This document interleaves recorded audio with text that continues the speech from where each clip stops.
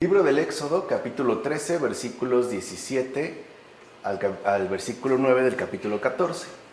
Cuando el faraón dejó marchar al pueblo, Dios no lo llevó por el camino de la región de los filisteos, aunque es el más corto, pues se dijo Dios, no sea que el pueblo, al ver inminente la batalla, se arrepienta y se vuelva a Egipto.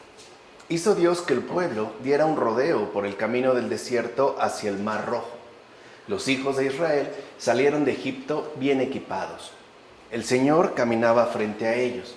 El Señor endureció el corazón del faraón, rey de Egipto, el cual persiguió a los hijos de Israel. Pero los hijos de Israel salían con aire de triunfo. Los egipcios los persiguieron, todos los caballos, los carros del faraón, los jinetes y el ejército. Y les dieron alcance cuando acampaban junto a Pi-Hahirot frente a Baal-Zafón.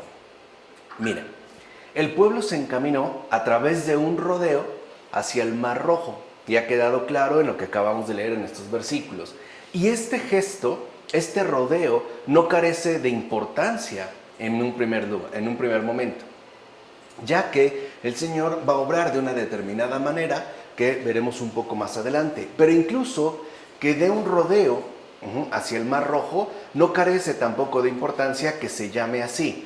En efecto, así como se llamó rojo a ese mar, así también el agua de color rojo puede ser comparada con el agua que salió junto con la sangre del costado del Salvador, como afirma Casiodoro en el comentario a los Salmos.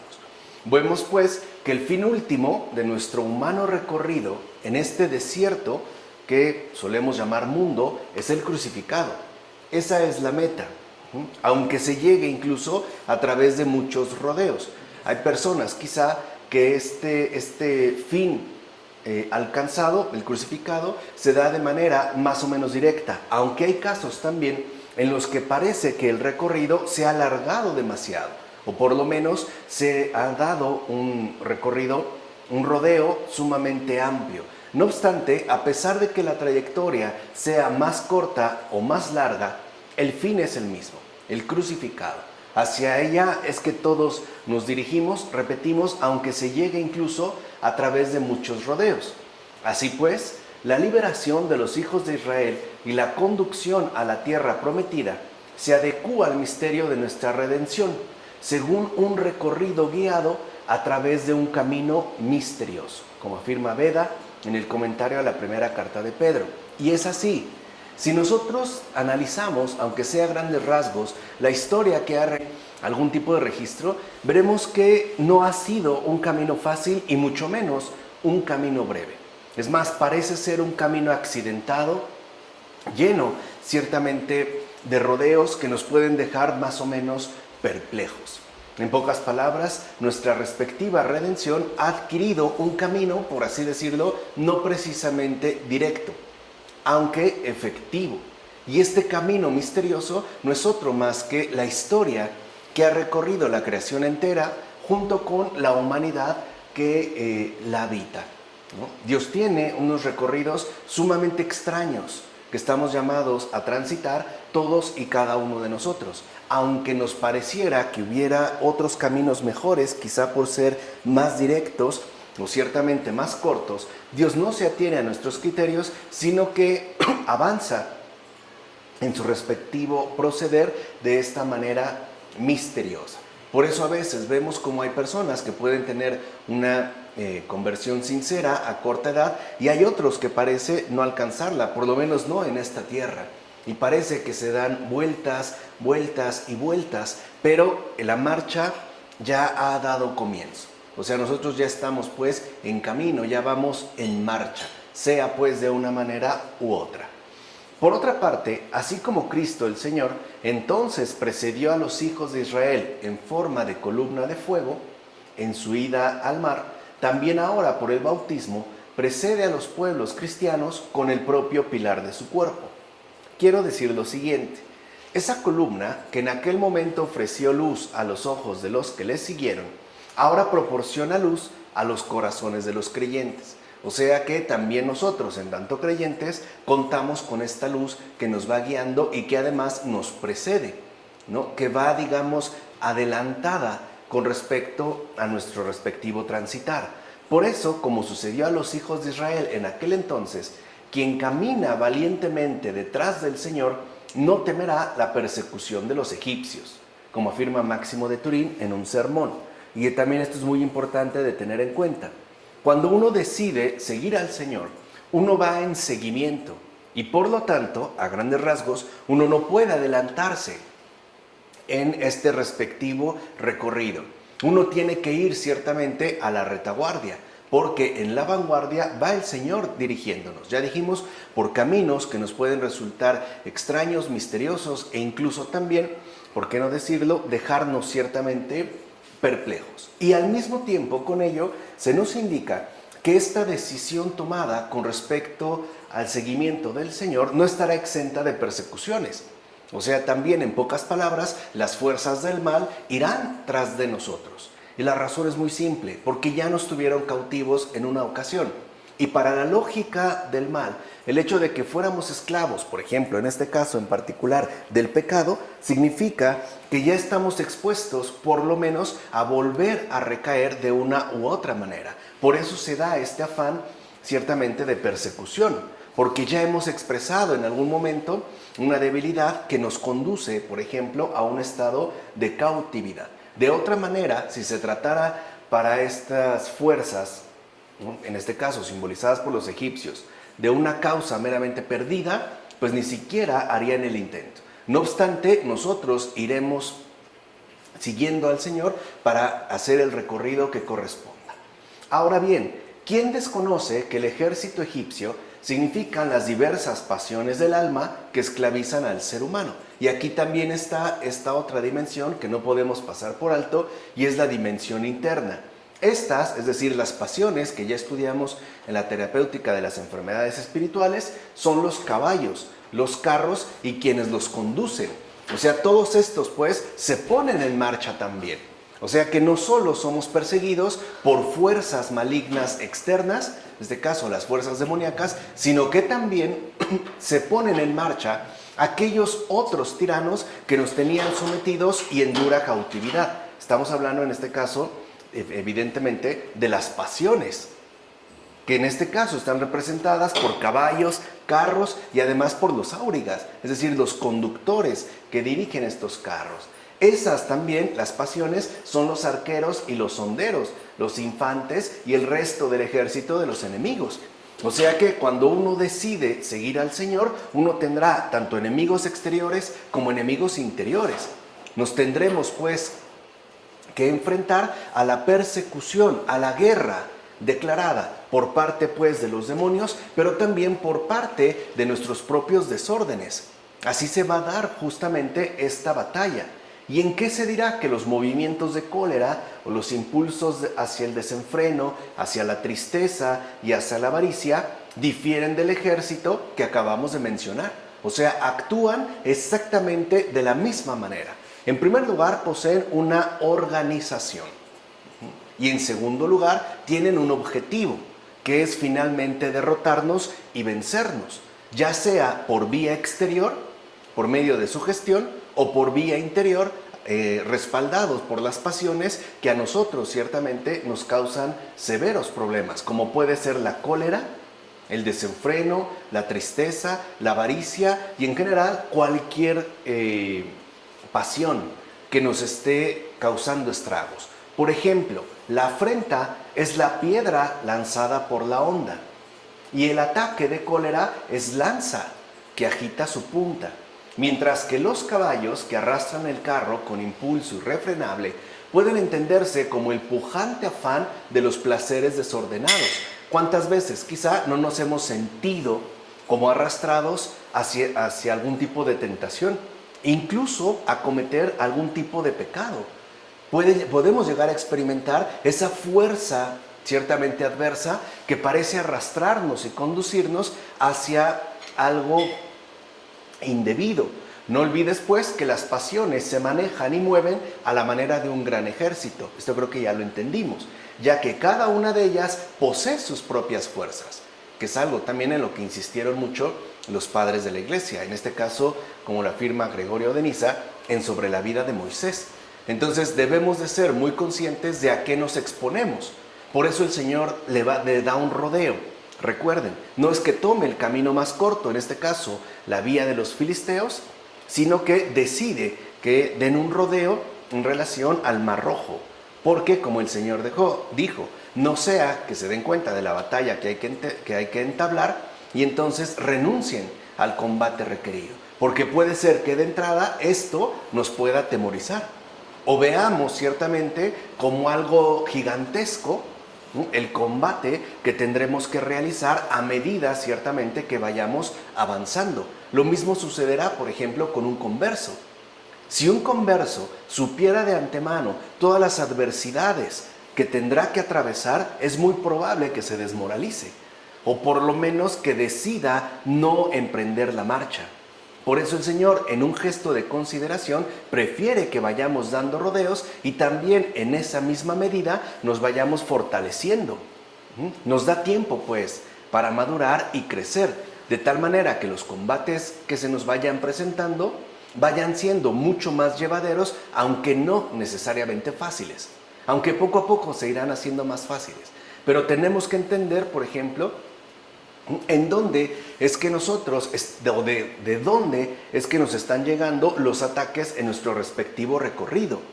Casi siempre, por lo regular, los ataques vienen dados de manera interior, o sea, debido al desorden de las pasiones.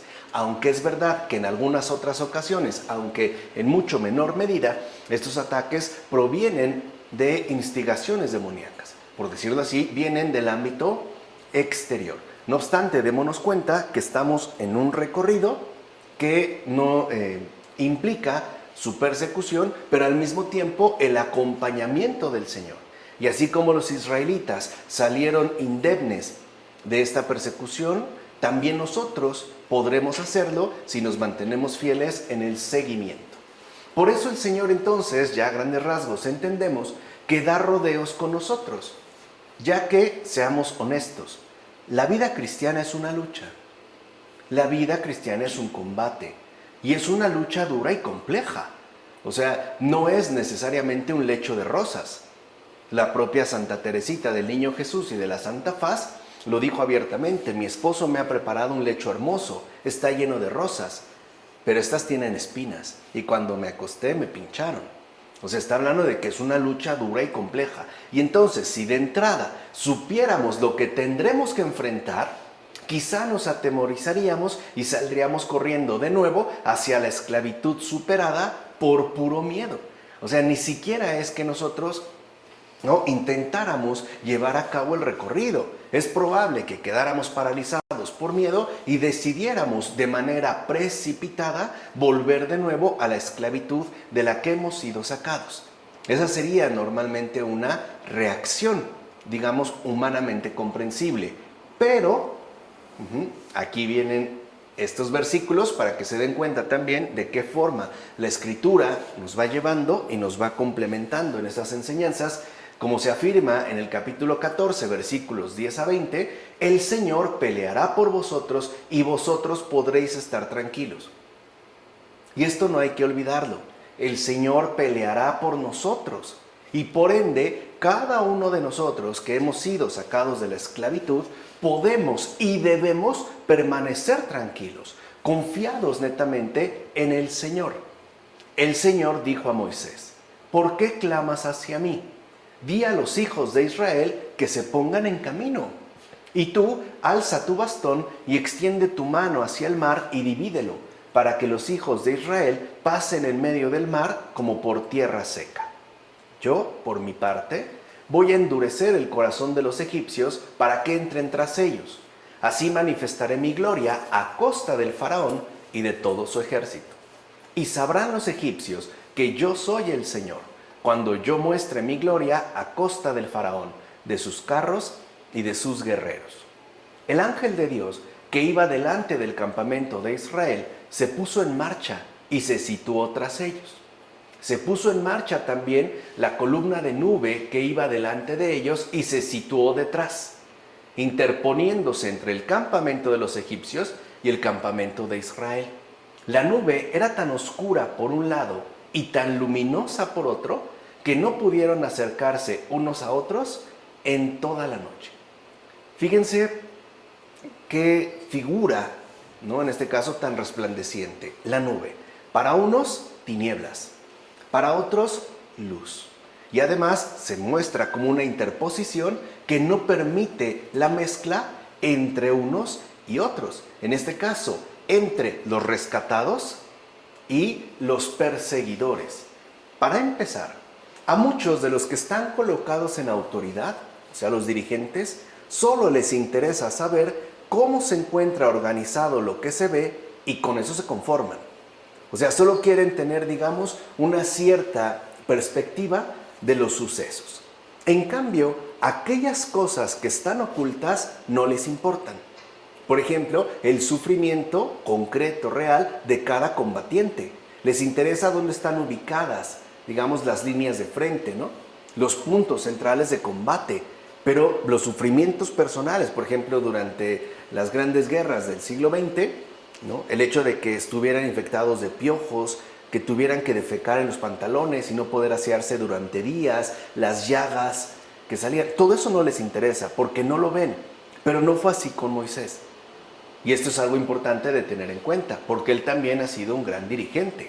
En efecto, cuando exhortaba a los israelitas a tener confianza, aunque no pronunciaba exteriormente ninguna palabra dirigida a Dios, Dios mismo estaba con él. Porque en la Escritura se menciona que el Señor toma la palabra y le dice, ¿por qué clamas a mí? Pero no se dice que Moisés haya abierto la boca. O sea, en ningún momento se menciona, pues, que Moisés, por ejemplo, haya elevado algún tipo de súplica o haya dicho algún tipo de plegaria. No obstante, Dios le responde, al menos no exteriormente. La voz de Moisés no es, pues, el mismo clamor de las voces humanas, sino el pensamiento interior que sube hasta el cielo debido a una conciencia pura y fiel, como afirma Gregorio de Nyssen sobre la vida de Moisés. O sea que Moisés estaba orando interiormente y estaba elevando sus súplicas, en este caso de ayuda, de auxilio, al Señor, sin necesidad de que tuviera que emitir algún tipo de sonido, sin intervención, pues, de voz humana. Y esto también a nosotros nos debe de dar gran confianza, porque el Señor no solo escucha las peticiones habladas, sino también las súplicas interiores que a veces, por una serie de motivos o circunstancias, no nos atrevemos a pronunciar, por lo menos no en voz alta. En pocas palabras, también el Señor atiende las súplicas de nuestro respectivo corazón. E incluso, ¿no?, la respuesta que el Señor le da a Moisés consiste ya en hechos muy concretos. El ángel del Señor que iba adelante ahora se pone atrás, a manera de una barrera protectora. Y lo mismo sucederá con la nube. O sea que la petición silenciosa, modesta, sencilla de Moisés es atendida. Y además es atendida de inmediato, aun cuando Moisés ni siquiera haya pronunciado una sola palabra. En efecto, Dios escucha el clamor de aquellos que rezan. Mira, Moisés no había gritado antes audiblemente, pues no está escrito eso en el Éxodo. O sea, no está escrito en ningún momento que Moisés haya hablado en voz alta al Señor. Así pues, puede decirse entonces que Moisés clamó intensamente con la única voz que es audible para Dios, es decir, aquella que se produce mediante la oración, como afirma Orígenes en los comentarios al Evangelio de Juan. Y esto es muy importante de entender, porque nuestra comunicación con Dios no necesariamente tiene que ser algo audible, o por lo menos humanamente audible. Puede ser una oración cordial, o sea, una súplica salida del corazón, cuyas expresiones Dios sí entiende, aunque nosotros no tengamos la capacidad de formularlas en términos lingüísticamente precisos, pero Él sí atiende también los clamores de nuestro corazón, lo cual en efecto nos invita, repito, a tener gran confianza, porque aunque ciertamente la lucha es dura y es compleja, Él peleará con nosotros y por nosotros. Lo único que requerimos es tener confianza plena en Él. E incluso ni siquiera se nos invita, por ejemplo, a emitir algún tipo de sonido elevado a la manera de grito para que Dios atienda nuestras súplicas. Bastaría con una oración sincera salida del corazón. ¿Te das cuenta entonces cómo Moisés intercedió ante el Señor sin pronunciar una sola palabra? ¿Ves ya cómo fue escuchado por el Señor, incluso sin hablar con la boca? En efecto, el Señor no escucha las voces, sino los clamores de un corazón puro y sincero. Entonces, la oración requiere también de un corazón puro y sincero. Rectitud, pues, de corazón. Necesitamos tener un corazón puro y sincero para que nuestros clamores sean escuchados y atendidos.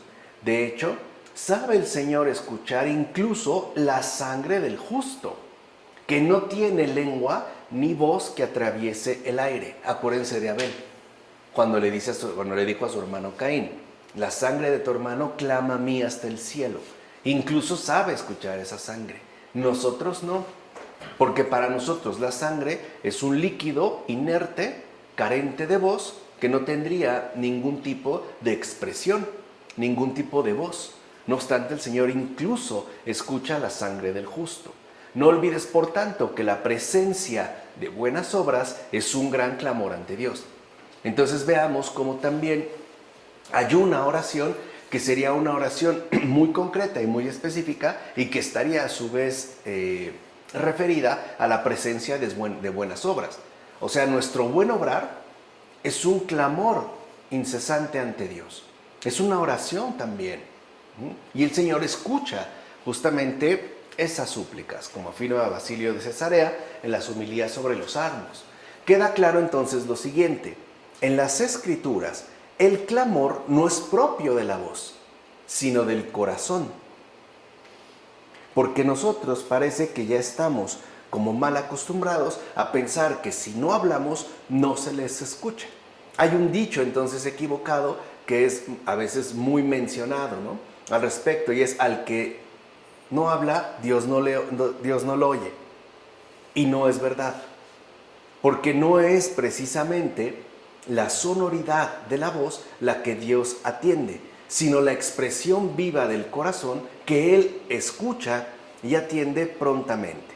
De hecho, un deseo silencioso pero sincero nace del corazón, y por eso Dios lo oye primero. Es lo primero que oye el Señor.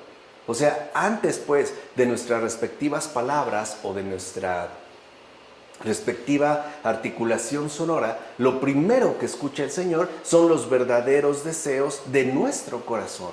Es eso lo que Él capta, es eso literalmente, ¿no?, lo que Él recibe. Él oye, por tanto, al que habla sin ruido de palabras. Incluso las grandes voces de la multitud no son lo primero que escucha el Señor. En todo caso, ten en cuenta que el ser humano fiel a Dios afirma sus deseos en el silencio de su corazón, ya que Dios ve y escucha todo cuanto le ofrece un pensamiento, como afirma Casiodoro en el comentario a los Salmos. Y aquí podríamos decir un pensamiento ciertamente silencioso. Vean qué distinto es a lo que ocurre en este mundo. Aquí, para que a veces hagan caso de ciertas cosas, es necesario levantar la voz, gritar, manifestarse y expresarse incluso con ruidos sumamente estruendosos. Con Dios la cosa no funciona así.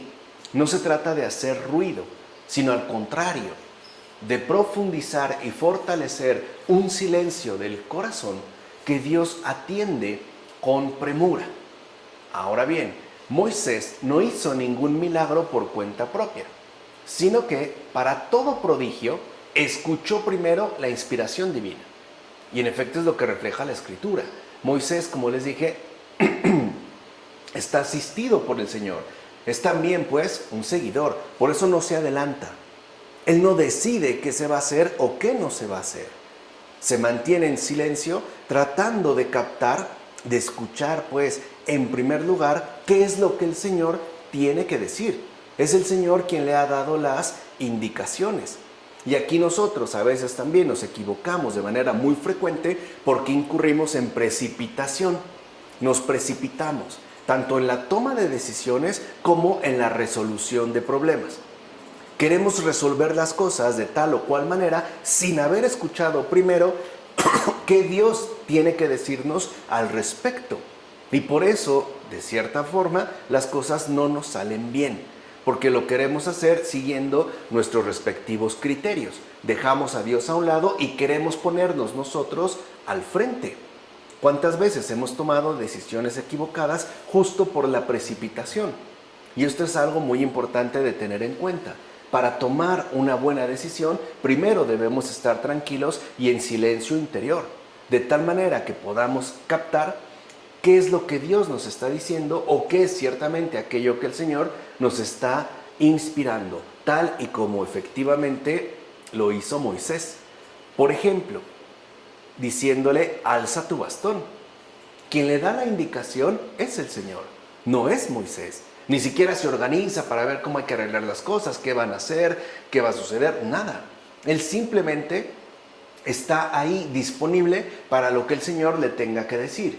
Por cierto, Dios no necesitaba valerse de este misterioso bastón, pero decía que fuera levantado para que nosotros pudiéramos comprender qué grande había de ser el misterio del futuro madero, como afirma Cesareo de Arles en el sermón.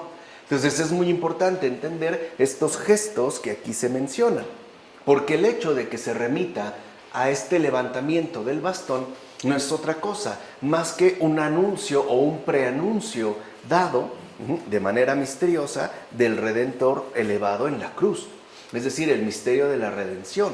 Entonces la salvación no va a venir por una organización humana, aunque sea eficiente, sino que será resultado de una intervención divina y por lo tanto también infalible. Por otra parte, debemos tener en cuenta lo siguiente: entre Dios y nosotros se extienden las tinieblas propias de lo corpóreo, es decir, según lo expresado en la nube que separaba a los egipcios de los hebreos. No obstante, para los creyentes, esa nube oscura es incluso fuente radiante de luminosidad, algo que la experiencia de fe sabe muy bien. Algunos, en efecto, quedan a oscuras, mientras que algunos otros quedan iluminados, como afirma Gregorio Nacianceno en su discurso teológico. Y esto es lo que vemos, vuelvo a repetir, en el caso de nuestra experiencia de fe. Para muchos, por ejemplo, el nacimiento virginal del Señor los deja en tinieblas, incluso en una especie de oscuridad impenetrable. Lo consideran inaceptable, etc. En cambio, para otros, este misterio es una fuente de luz radiante que ilumina todo lo que somos. Y no solo lo que somos, sino incluso todo lo que acontece. Por último, también está escrito que cuando el jefe de la tierra de Egipto, o sea, el faraón, perseguía a los hijos de Israel con su gente para entrar en batalla, un ángel de Dios se plantó en medio del campo. Es decir, quedó intermedio entre los hijos de Israel y los egipcios. Y por eso no entablaron combate durante toda la noche, a pesar de que ya estaban francamente en cierta cercanía. De hecho, el combate se podía haber realizado. No obstante, el ángel de Dios se interpone entre los hijos de Israel y los egipcios y no pudieron entablar combate. No es pues desatinado afirmar que en tales batallas asimismo contamos con el apoyo y respaldo de los servidores de Dios, como afirma Cirilo de Alejandría en el comentario al Evangelio de Lucas. Y aquí es donde entra también la intervención protectora y providencial de los ángeles. Ahora, aquí hay que tener algo muy claro, sobre todo por el auge que ha tomado la angelología en los últimos años. Los ángeles, nunca lo olvidemos, no son nuestros servidores. Los ángeles no están a nuestro servicio, están al servicio de Dios. A nosotros nos cuidan, nos asisten por voluntad de Dios. No están al servicio nuestro.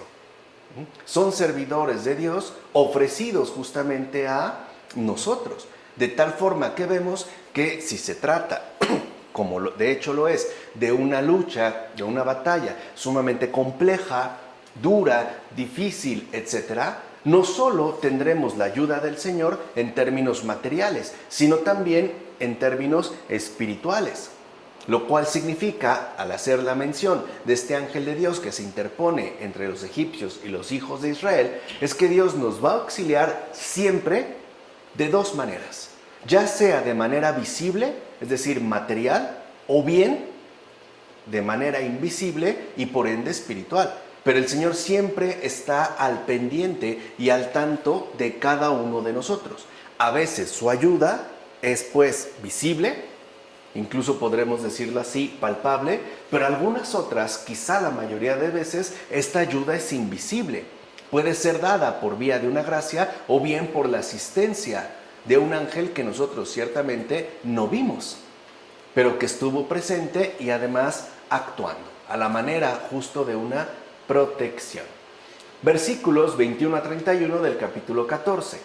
Moisés extendió su mano sobre el mar y el Señor, mediante un viento solano que sopló toda la noche, empujó el mar hasta que se secó y se dividieron las aguas. Los hijos de Israel entraron por medio del mar como por lo seco, y las aguas formaban como una muralla a derecha e izquierda. Los egipcios los persiguieron con todos los caballos del faraón, los carros y los guerreros, entrando tras ellos hasta el medio del mar. Al romper el alba, el Señor observó desde la columna de nube y fuego los campamentos de los egipcios y los desbarató. Hizo que se trabaran las ruedas de sus carros, de modo que avanzaran con dificultad. Entonces los egipcios se dijeron: huyamos de delante de Israel, porque el Señor combate a su favor en contra de los egipcios. El Señor dijo a Moisés: extiende tu mano sobre el mar y las aguas se volverán sobre los egipcios, sobre sus carros y sus guerreros. Extendió Moisés su mano sobre el mar y éste volvió a su estado habitual al rayar el día. Los egipcios, al huir, se encontraron con las aguas, y así el Señor precipitó a los egipcios al medio del mar.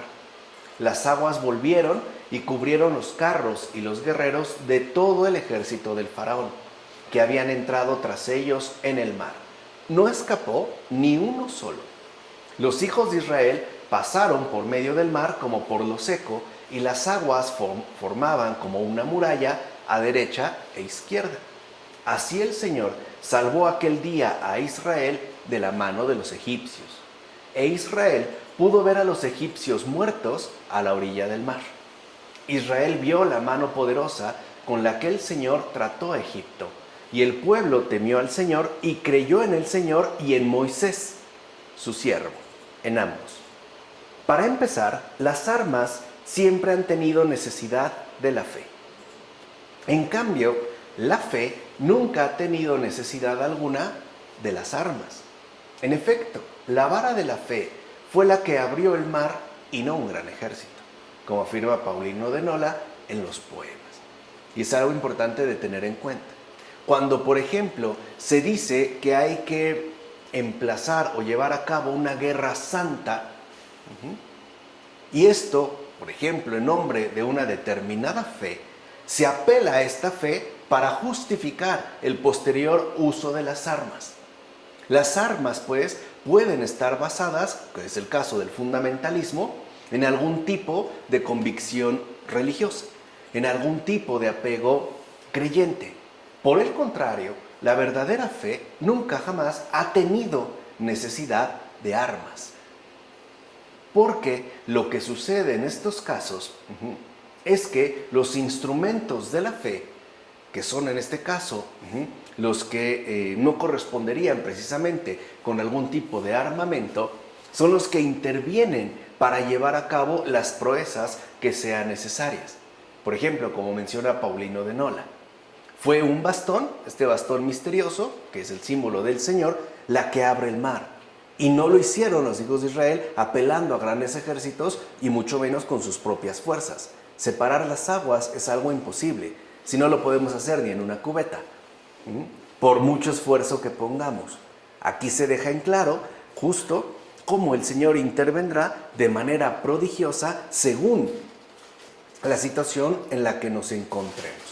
Ahora bien, fíjate cómo son distintos en las acciones, aunque iguales en gloria, los maestros del Antiguo y del Nuevo Testamento. Aquí ya también se establece un paralelismo. Pedro, por ejemplo, no abrió el mar con una vara, ni Moisés caminó sobre las olas del mar.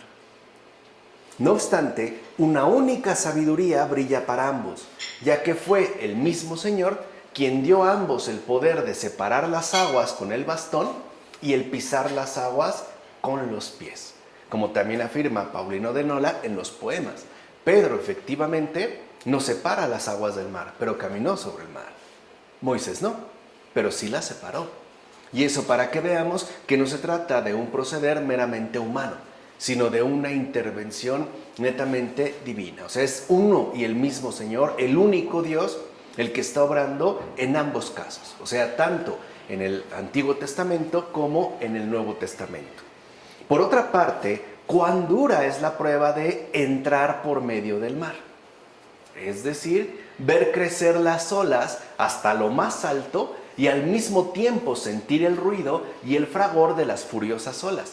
Imagínate que te hicieran atravesar el mar dividido en dos, viendo la enorme altura de las olas y el estruendo que se está realizando. Pero si sigues a Moisés, es decir, la ley de Dios, las aguas se volverán para ti como una muralla a derecha e izquierda. Y así encontrarás un camino de tierra seca en medio del tempestuoso mar. Vean cómo entonces también todos y cada uno de nosotros, en base a la lucha que llevamos y al recorrido que realizamos, también tendremos que atravesar por en medio del mar. Pero si lo hacemos siguiendo la ley del Señor y confiando plenamente en Él, lo que encontraremos es un camino de tierra seco, aun cuando el tempestuoso mar esté rugiendo a derecha y a izquierda. Nosotros saldremos indemnes. No olvides, pues, que el camino celeste que hemos de recorrer puede que contenga numerosas y grandes olas, pero si seguimos la ley de Dios, no habrá de sucedernos nada, como afirma Orígenes en las homilías sobre Números. Entonces vemos aquí también que el pueblo se está ejercitando y de manera bastante intensiva en la confianza debida al Señor, debido a que Él está al pendiente de todo lo que va ocurriendo. Entonces no se nos va a eximir, no se nos va, mejor dicho, a exentar de las pruebas, pero sí se nos va a invitar a tener una confianza cada vez mayor y más profunda en el Señor para que salgamos prácticamente ilesos, sabiendo que, aunque se desate el furor de olas tempestuosas, nada ha de sucedernos. Así pues, el pueblo hebreo, al pasar el Mar Rojo, anunció la buena nueva de la salvación a través de las aguas. En efecto, pasó el pueblo y se hundió el rey egipcio con su ejército. Unos pasaron sin mayor problema y el otro se hundió. Y además se hundió con todo su ejército. Y con ello se anunció el gran misterio, pues cuando el pueblo entra en el agua de la regeneración, se está hablando evidentemente del bautismo, huyendo del egipcio, es decir, del miserable pecado, es librado y salvado.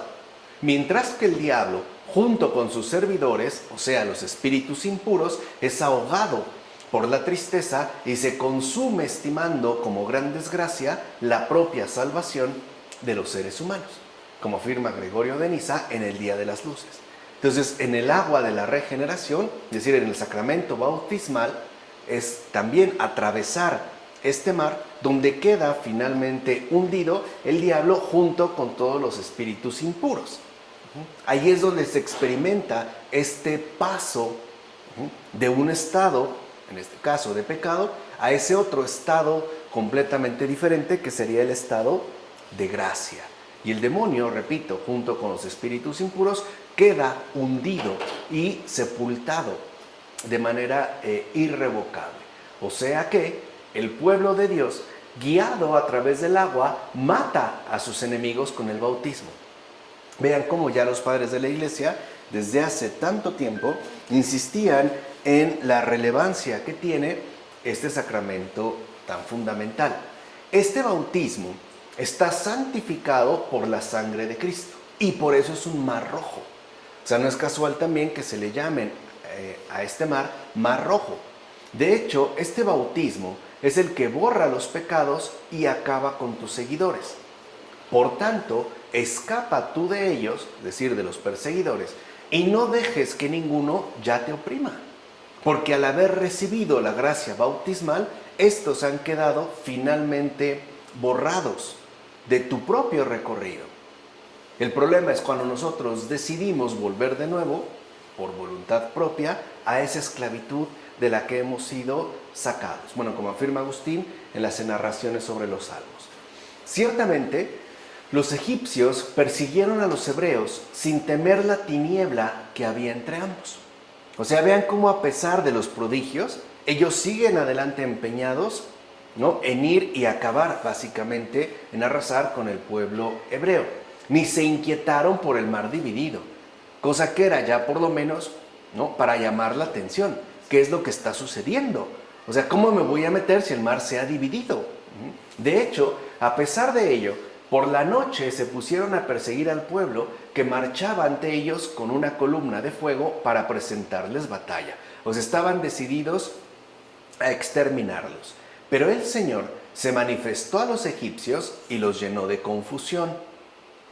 En efecto, atascó las ruedas de sus carros, de modo que no pudieran perseguir al pueblo ni escapar del mar. Pero no temieron al Señor, que se les había manifestado, ni cambiaron de actitud por sus ruedas atascadas. Es decir, no enmendaron el mal camino que habían adoptado desde el principio, ejemplificado sobre todo, ¿no?, en la figura del faraón. Más bien, se empeñaron todavía en conducir sus carros con mayor violencia. O sea, hacerlos avanzar con mucho mayor esfuerzo, a pesar ya de lo imposible que resultaba tal tarea.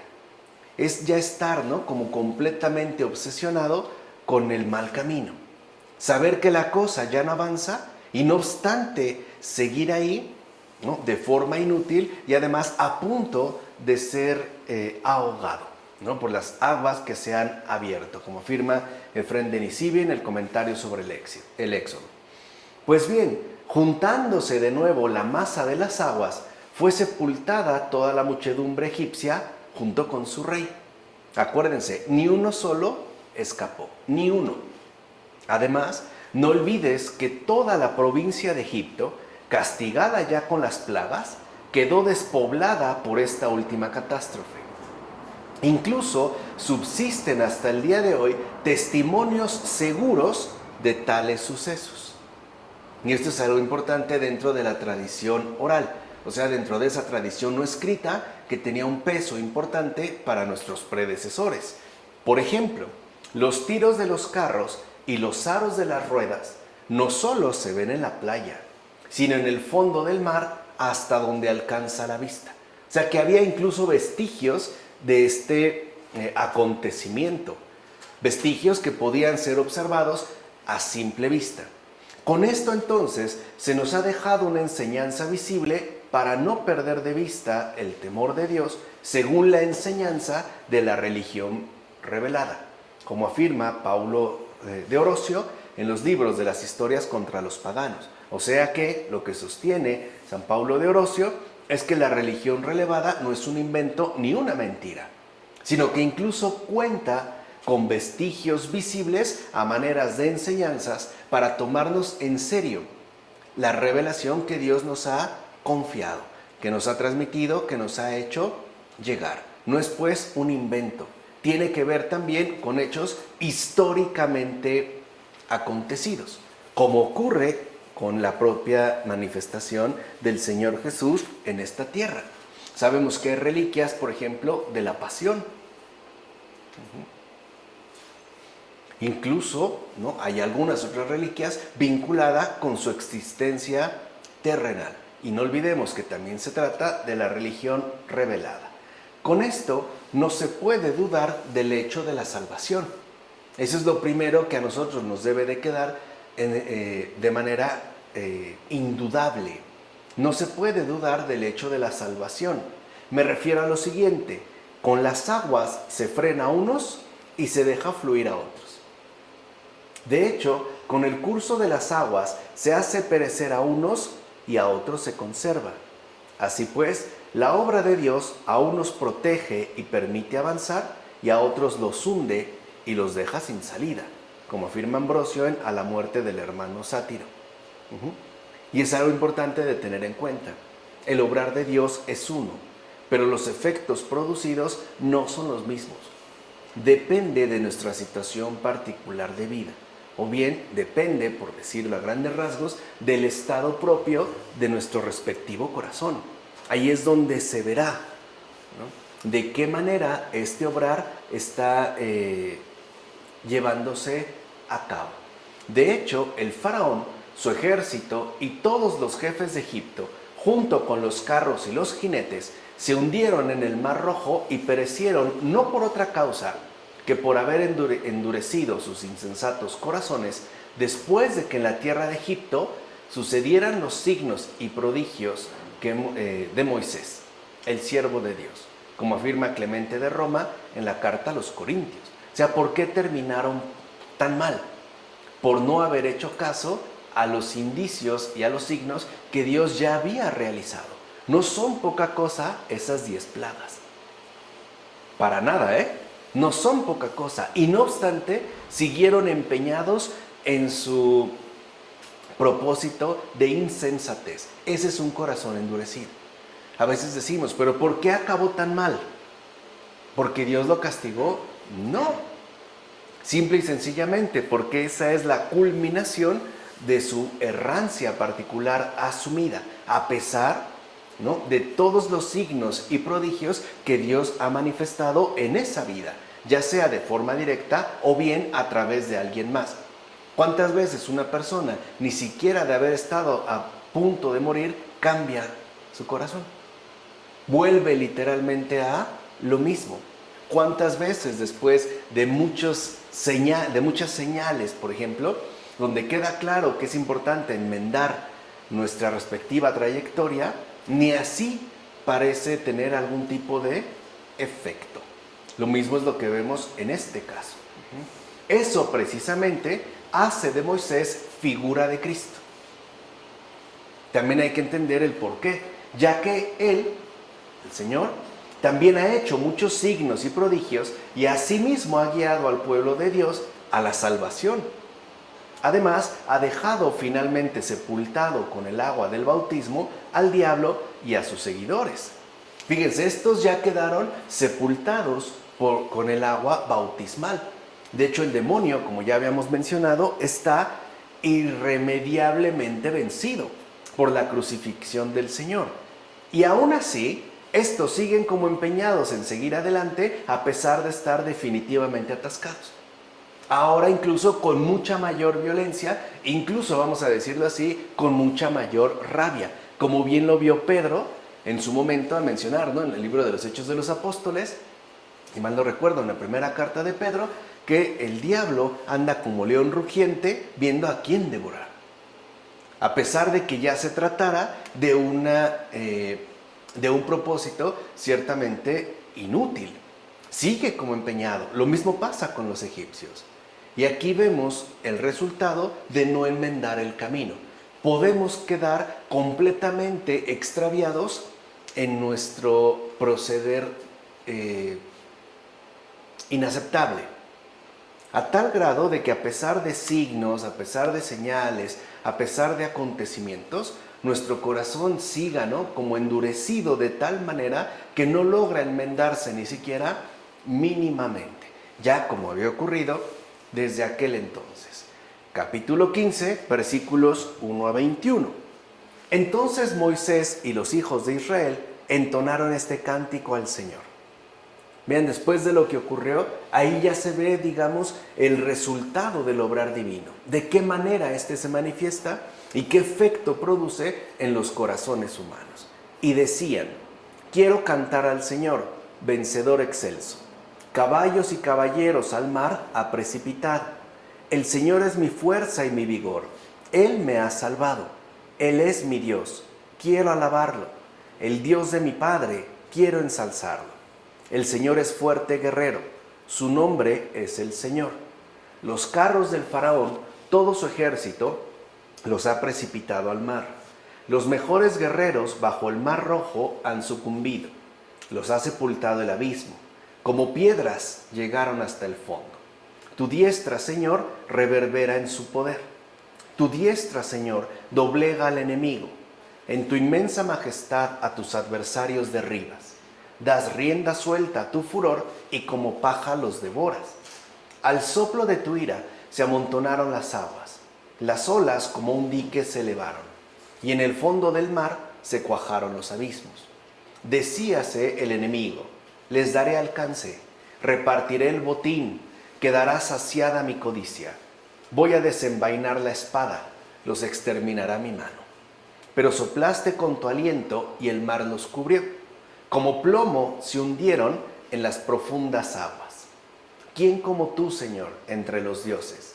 ¿Quién como tú, glorioso en santidad, temible en tus proezas, que obras maravillas? Extendiste tu diestra y la tierra los tragó. Guiaste con ternura al pueblo que salvaste. Con poder lo llevaste a tu morada santa. Lo oyeron los pueblos y temblaron. Agudo dolor invadió a los filisteos. Los príncipes de Edom se estremecieron. A los jefes de Moab los abatió el terror. Todos los habitantes de Canaán se acobardaron. Espanto y pavor los asaltaron. Ante la fuerza de tu brazo enmudecieron como piedras. Hasta que pasó tu pueblo, Señor. Hasta que pasó el pueblo que tú te habías adquirido. Los llevarás y los plantarás en el monte de tu heredad, el lugar que tú, Señor, te has preparado como trono, en el santuario que han fundado tus manos, Señor. El Señor reina por siempre jamás. Cuando los caballos del faraón con sus carros y guerreros entraron en el mar, el Señor hizo que las aguas se volvieran sobre ellos, mientras que los hijos de Israel pasaron por medio del mar como por tierra seca. María, la profetisa, hermana de Aarón, tomó en sus manos un pandero, y todas las mujeres la siguieron también con panderos y danzas a coro. Mientras estos mueren, los hebreos celebran. Y María les iba respondiendo, cantad al Señor, vencedor excelso, caballos y caballeros al mar ha precipitado. Es claro el contraste. Mientras unos son hundidos como plomo, los otros, ¿no?, son ligeros en su proceder al grado de que no solo entonan estos cánticos, sino también llevan a cabo danzas. En primer lugar, aquí se encuentran palabras de doctrina perfecta, es decir, en este primer cantar, que incluso es un salmo. Este primer cantar fue entonado por Moisés y los hijos de Israel cuando vieron muertos a los egipcios en la orilla del mar. Así pues, con este canto creyeron al Señor y a su siervo Moisés, que también es una forma de adoración, a través de un corazón verdaderamente agradecido, y no solo el de Moisés, sino el de todo el pueblo. No obstante, debemos tener en cuenta lo siguiente: nadie puede llegar a este canto, es decir, ser perfecto y místico, si primero no camina a pie enjuto por medio del mar. O sea, a través de ese muro que cubre a derecha e izquierda para poder escapar de las fuerzas adversas y temibles que le persiguen. Solo por medio de este recorrido se puede llegar a creer en Dios y en su enviado Moisés. Quiero decir, la ley y los evangelios. Es decir, todas las escrituras. Solo entonces se cantará dicho canto, como afirma Orígenes en los comentarios al Cantar de los Cantares, y es verdad. No podemos realmente experimentar la salvación de Dios si no hemos sido perseguidos y librados de tan temible enemigo. O sea, no podemos elevar este canto y ser por tanto espirituales si no hemos experimentado en carne propia la salvación del Señor, aun cuando parezca que todo está perdido, y por medio de su divina asistencia. Estemos pues precavidos, a fin de que no bajemos la guardia después de haber abandonado Egipto y de habernos afanado durante 40 años a través del desierto, ya que aún pueden mordernos las serpientes, que ya la habíamos visto hace un momento. Por eso el Señor también nos invita, ¿no?, a tener en cuenta el recorrido que hacemos y saber que se trata de un itinerario difícil, complicado, arduo, duro, pero en el cual Él siempre estará acompañándonos. En efecto, salimos de Egipto. ¿Qué nos interesa lo que hemos dejado detrás? Ya tenemos el alimento celeste y vamos a andar solicitando algún alimento terrenal. Ese es el peligro quizá para el seguidor de Cristo. Volver de nuevo a esa esclavitud de la que hemos sido rescatados.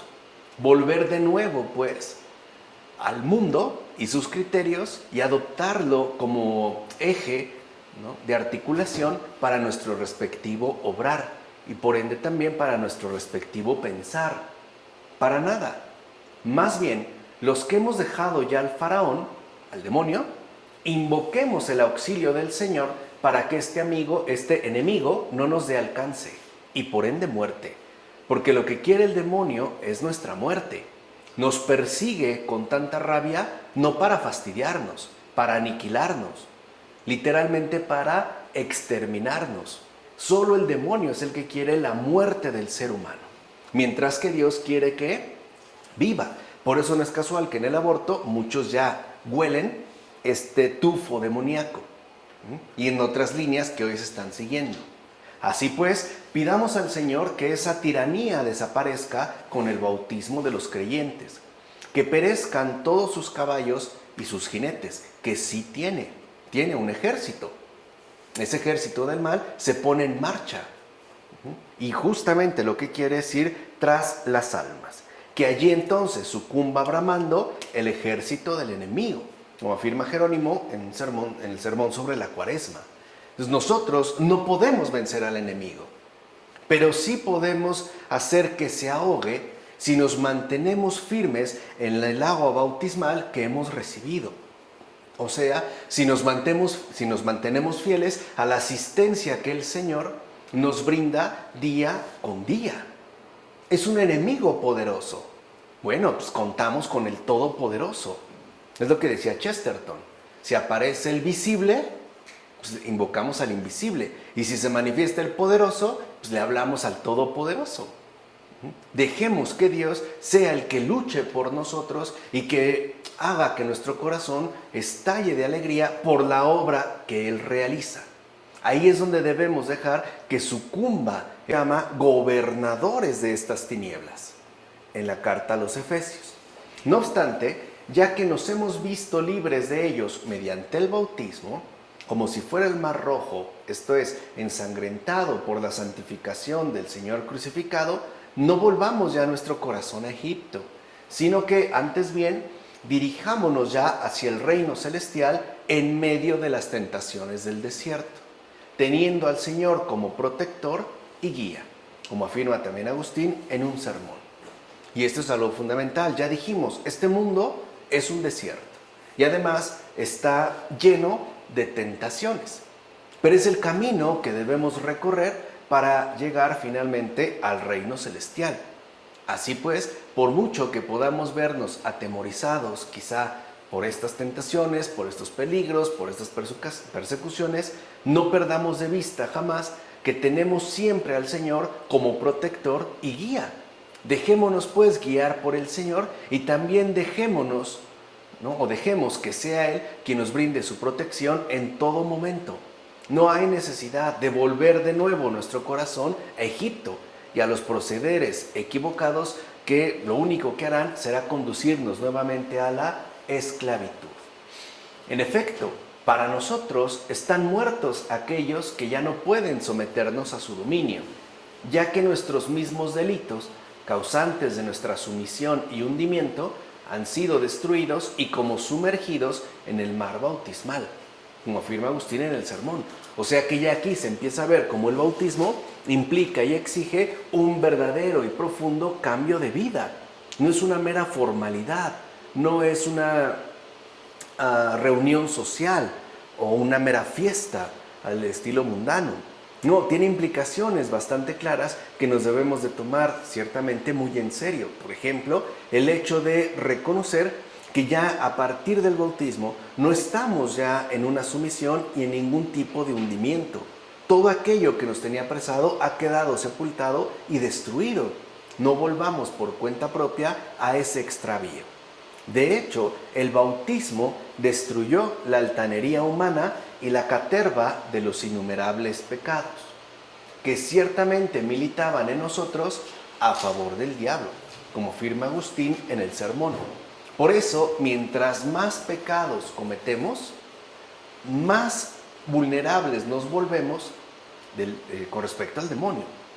Es más, cuando nosotros ya estamos en grave pecado, es porque el demonio ya nos tiene plenamente en sus manos.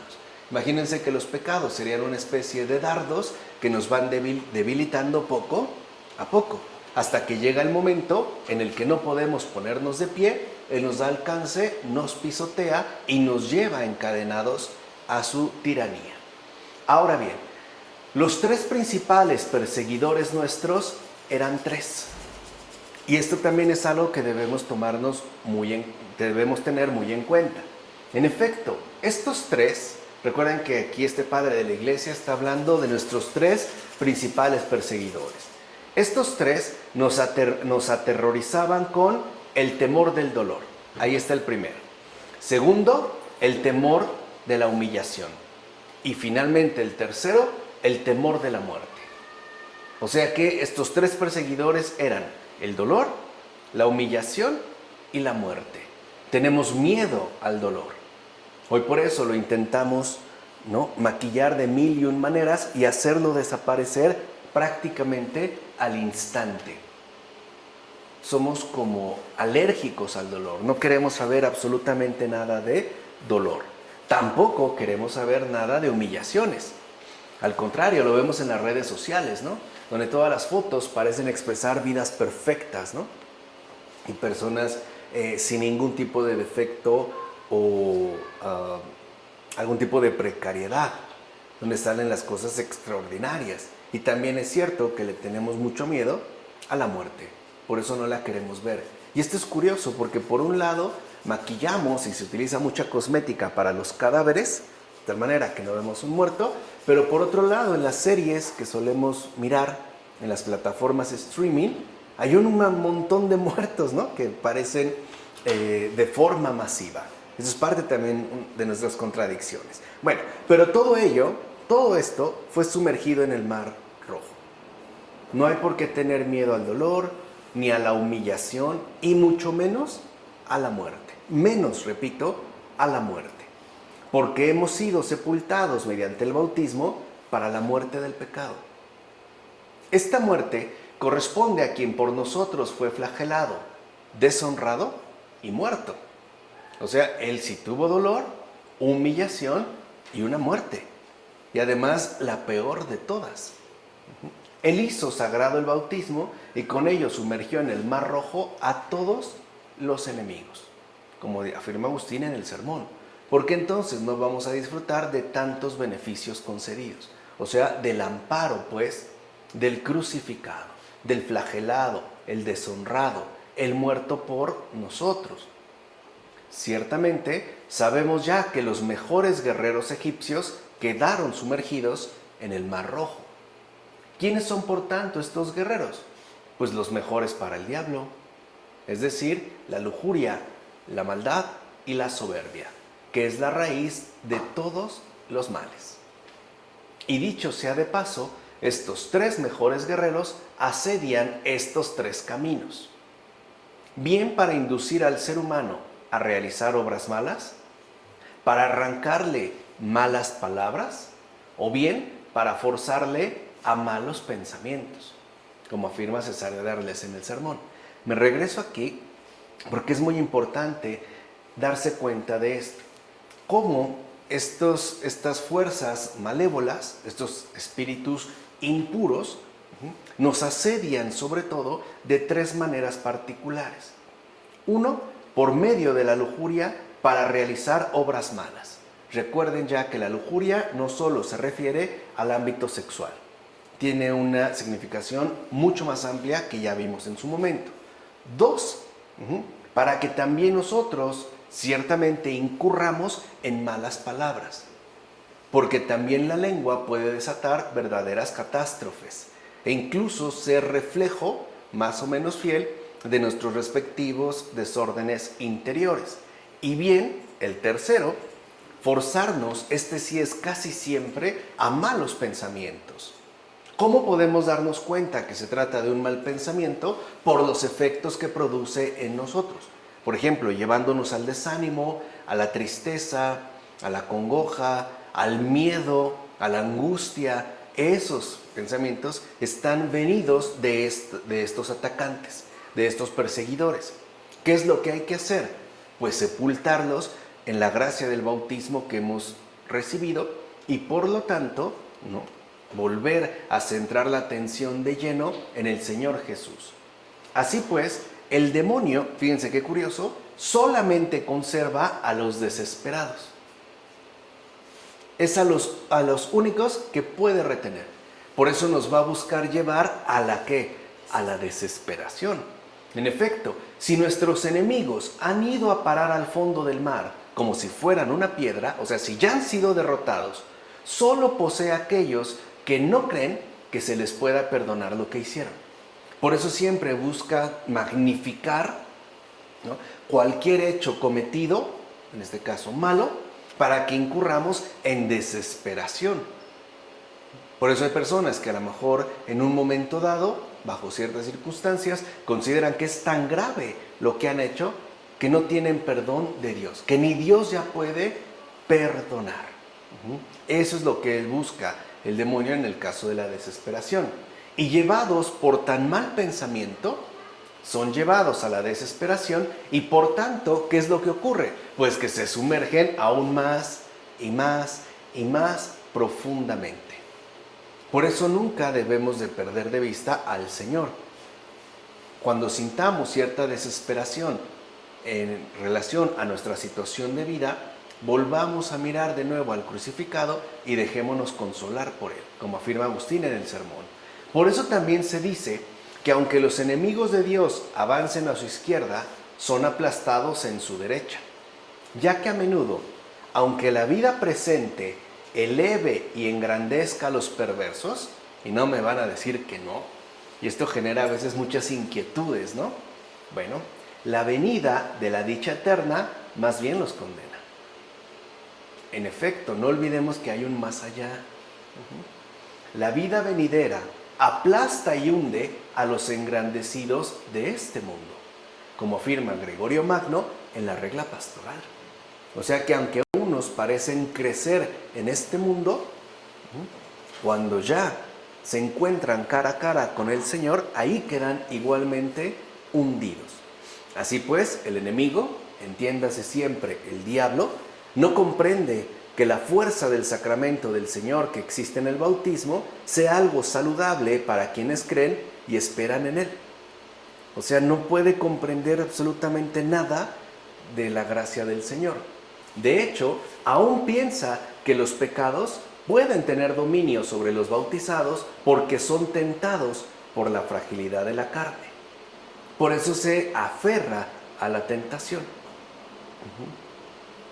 desconociendo con ello dónde, cuándo y cómo se completa la plena renovación del humano entero, la cual se inicia con el bautismo y la fe cierta, como afirma también Agustín en el sermón. Entonces, si ya tenemos el bautismo, lo que ahora requerimos es una fe cierta. Claro, seremos tentados. Algunas veces quizá seremos derribados, lo decía el gran San Pablo, pero no por ello hemos sido vencidos. La gracia del Señor es invencible. Solamente nos reponemos y volvemos a seguir adelante, es decir, siguiendo al Señor. Por otra parte, observa que ya en aquel tránsito de los hebreos, donde los egipcios perecen y los hebreos se salvan, hay una figura del Santo Espíritu. Pues ¿quién más puede sumergir la culpa y abolir el error para que al mismo tiempo salgan intactas la piedad y la inocencia? Como afirma Ambrosio en los Misterios Cristianos. O sea, esto también es una obra patente del Espíritu Santo, el cual en un mismo gesto, en las mismas aguas, a unos hace salir intactos y a otros los sumerge, prácticamente los deja en abolición. Ahora bien, con toda certeza puede decirse que en aquella ocasión ningún egipcio fue tragado por abertura alguna en la tierra, como eso podría suponerse, ¿no? pues más bien fueron cubiertos por las aguas y perecieron en el mar. ¿Qué significa esto? Es decir, eso de extendiste tu derecha y se los tragó la tierra, como se afirma en el canto. Pues que en la cruz Dios mismo extendió su mano derecha y la tierra se tragó a los impíos. Y además, en el momento mismo en que se creían plenamente vencedores, y a él digno de desprecio, como afirma Agustín en el sermón. Pareciera que en la cruz el Señor fue el derrotado, ¿no? Y era el verdaderamente victorioso, derrotado el diablo, porque no lo pudo vencer. Tan es así, tan no lo pudo vencer que finalmente murió. Además, María fue la que dirigió los coros con su pudor virginal. ¿Se acuerdan de esta profetisa mencionada, no? María. Pero considerad ahora qué figura representaba. ¿No era acaso la iglesia que con espíritu inmaculado, es decir, como una virgen, ha congregado muchos pueblos para que canten las divinas alabanzas? ¿No es pues la que ha congregado a los pueblos y dirige este coro? Esto hace, dicho sea de paso, que los seres humanos adquieran una naturaleza en verdad humana. O sea, la adoración a Dios nos humaniza. Cuando nosotros rompemos con Dios, nos deshumanizamos, como afirma Ambrosio en Sobre las Vírgenes. Así pues, lo que cantaron en aquella ocasión Moisés, el pueblo y María, es lo que ahora también cantamos nosotros. Y lo hacemos tanto en nuestro espíritu como en nuestra carne. Por eso María tomó un pandero para acompañar el cántico, ya que éste se extiende sobre un madero. Se ubican, bueno, ahora ya son de plástico, pero en ese tiempo, ¿no?, se extendía generalmente la piel sobre una madera. Por eso toma también un pandero, porque éste se extiende sobre un madero y desde la cruz es donde se aprende a confesar el suave sonido de la gracia, como afirma también Agustín en el sermón. Por cierto, este nombre, María, es semejante a profecía. De hecho, es nombre salvador para los renacidos, distintivo de virginidad, ornamento de pureza, indicio de castidad, sacrificio de Dios, refugio de hospitalidad y culmen de santidad. Todo eso en el nombre María. Por eso no es casualidad que este nombre sea el nombre materno de Cristo. O sea, el nombre de su muy santa madre, la Virgen María, como afirma Pedro Crisólogo en el sermón. ¿De acuerdo? Vamos a dejarle hasta aquí. En nombre del Padre, del Hijo, del Espíritu Santo. Amén.